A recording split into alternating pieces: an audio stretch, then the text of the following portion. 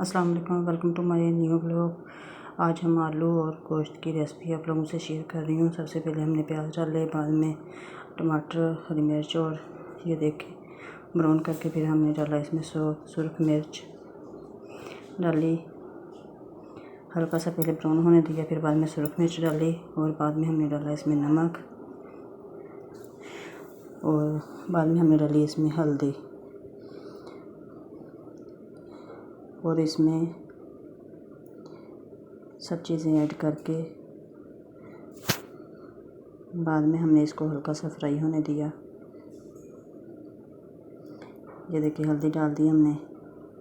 अब हम इसको फ्राई होने देते हैं। थोड़ा सा इसमें पानी ऐड करते हैं और बाद में हम डालते हैं इसमें आलू। जो देखिए आलू डाल दिए हमने। बाद में हम इसमें डालेंगे चिकन।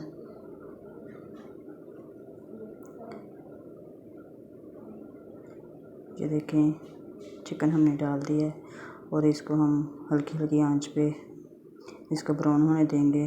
प्लीज़ मेरे चैनल को सब्सक्राइब करें, लाइक करें, शेयर करें और अच्छे अच्छे कमेंट करें।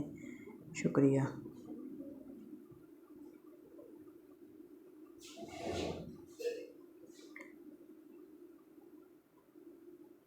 ये देखें हल्की हल्की आंच पे अब ब्राउन हो चुका है।